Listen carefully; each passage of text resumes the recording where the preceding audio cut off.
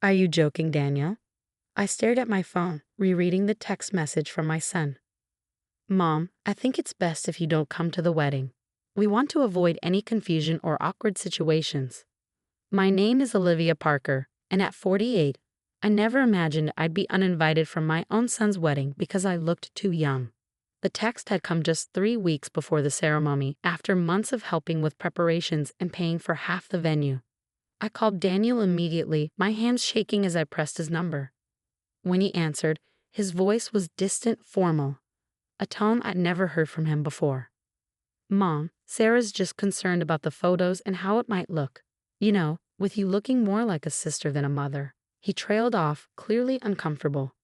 Sarah, my soon-to-be daughter-in-law, had always been polite but cold since she and Daniel got engaged. Now everything was starting to make sense. The way she'd excluded me from dress shopping, the bridal shower I wasn't invited to, the rehearsal dinner that suddenly became immediate family only. Daniel, I'm your mother. I gave birth to you when I was 19. Just because I take care of myself doesn't mean I should be excluded from your wedding. My voice cracked despite my attempts to stay calm. Sarah thinks it might be uncomfortable for her family. They're very traditional, and with you looking so, well, you know. Plus, there's the whole social media aspect. She's worried about how the photos will be received. I sank onto the couch, feeling like all the air had been punched from my lungs. So I'm being uninvited because I don't look old enough? Because I might embarrass Sarah on Instagram? Mom, please don't make this difficult. Sarah's really stressed about making everything perfect. Perfect. The word echoed in my head. I thought about all the times I'd seen Sarah post about her perfect wedding planning, her perfect engagement photos, her perfect future family. Somehow, a youthful-looking mother-in-law didn't fit into that perfect picture. I pay for half the venue, I reminded him quietly. We'll pay you back, he said quickly. Too quickly. Sarah's parents offered to cover it. That's when it hit me. This wasn't a sudden decision. They planned this, waited until everything was arranged, and now they were pushing me out. But why? There had to be more to this than just my appearance. Later that evening, my phone lit up with a text from Sarah. I hope you understand, Olivia. We just want what's best for everyone. And don't worry about the venue payment. My parents are handling everything now. I stared at her message, noticing how she dropped the mom she'd been calling me for the past year. Something felt off about all of this. Sarah's parents weren't wealthy. They'd been clear about their budget limitations during the initial planning. So how could they suddenly afford to cover my portion of the venue? I called my best friend, Lisa, who had been helping with some of the wedding arrangements. Something's not adding up, I told her. Sarah's parents couldn't even afford the flower arrangements last month, and now they're covering the venue. Lisa was quiet for a moment. Olivia, there's something you should know. I didn't want to tell you because I couldn't believe it myself, but I overheard Sarah talking to her mother at the cake tasting last week. She said something about once the papers are signed and the house will be ours. My blood ran cold. The house. My house. The one I'd inherited from my grandmother. The one I'd mentioned possibly signing over to Daniel as a wedding gift. But I hadn't told Sarah about that. I'd only discussed it with Daniel in private.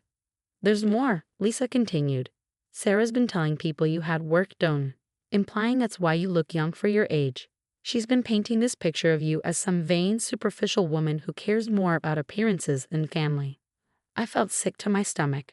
All those times Sarah had complimented my appearance, asked about my skincare routine, my exercise habits.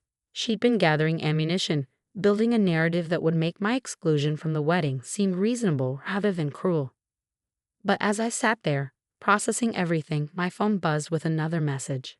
This time, it was from Daniel's cousin Amy, who worked at the local courthouse. Olivia, you need to see something. Can you meet me tomorrow?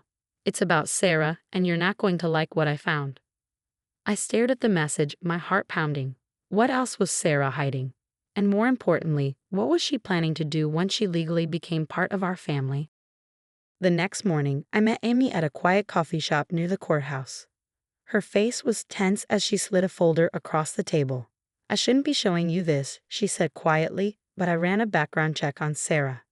Olivia, this is her third engagement in 5 years. And there's a pattern. My hands trembled as I opened the folder. Inside were court records, property documents, and newspaper clippings. Each told a similar story. Sarah had been engaged to wealthy men, all with close relationships to their mothers. In every case, family disputes erupted just before the wedding. Look at this. Amy pointed to a document. Her last fiancé's mother signed over her house 2 weeks before the wedding. A month later, Sarah broke off the engagement but kept the property through legal loopholes. The coffee in my stomach turned to acid. And the one before that? Same story, different asset. A vacation home in Colorado. Sarah claimed emotional distress after the breakup and threatened legal action. The family settled to avoid scandal. I thought about my house, my grandmother's house, and how close I come to signing it over to Daniel. Does my son know about any of this? Amy shook her head. I doubt it. She's careful. Changes her name slightly each time, moves between states. Most of this wouldn't show up in a regular background check. Just then, my phone buzzed. A text from Sarah. Olivia, I hope you're not upset about the wedding. I'm just trying to protect Daniel from any embarrassment. By the way, have you thought more about that wedding gift you mentioned?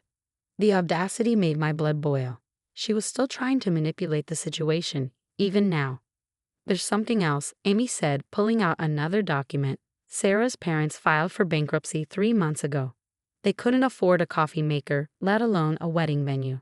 Then where's the money coming from? I asked, though I was beginning to suspect the answer. Credit cards, loans, all in Daniel's name. She's been adding herself to his accounts, taking out new cards. The spending started right after the engagement. I felt like I was going to be sick.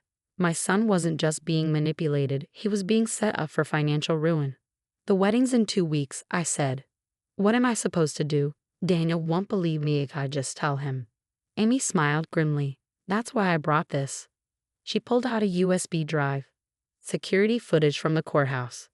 Sarah came in last week with another man, discussing property transfers and prenuptial agreements. She didn't know I was working that day, or that our new security system records audio. I stared at the small drive that could blow Sarah's perfect plan apart, but I knew I had to be careful. If I moved too quickly, she'd find a way to spin it, to make me look like the villain. There's one more thing, Amy added. The wedding venue?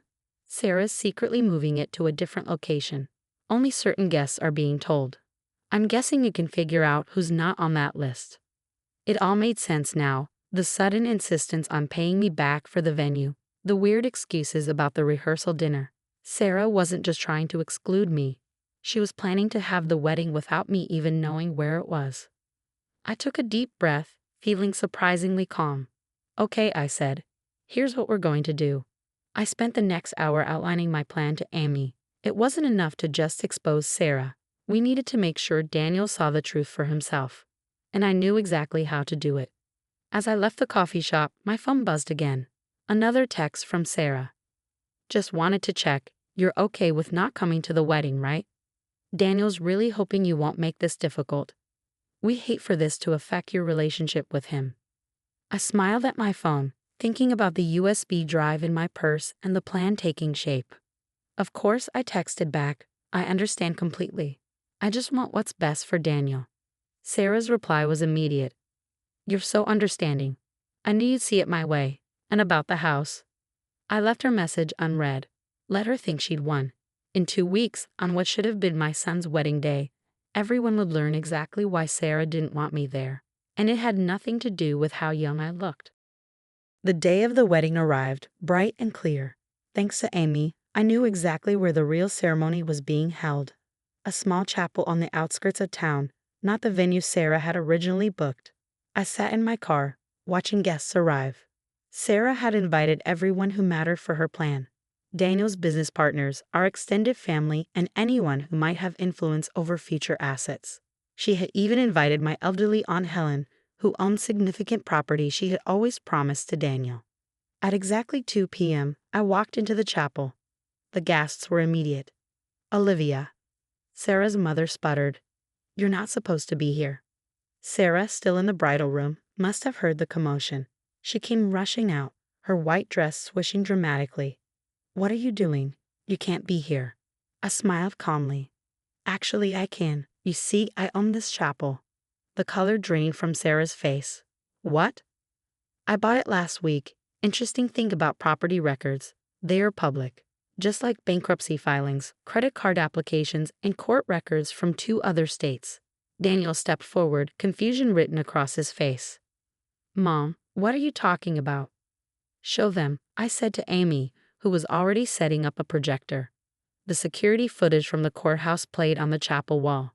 There was Sarah, sitting with an unknown man, discussing her plans in detail. Once I get the house signed over, we'll proceed with our original arrangement. Sarah's voice rang clear through the speakers. His mother is the only obstacle, but I've convinced Daniel she's too embarrassing to have at the wedding. Once she's out of the picture. The footage continued, revealing every detail of Sarah's scheme. The planned asset transfers, the credit cards in Daniel's name, even her agreement with a mystery man to sell my house once it was in her possession. Turn it off, Sarah screamed, but it was too late. Daniel stood frozen, staring at the screen. The credit cards, the loans, that's why you insisted on joint accounts right after the engagement. Sarah's perfect mask cracked. Danny, I can explain.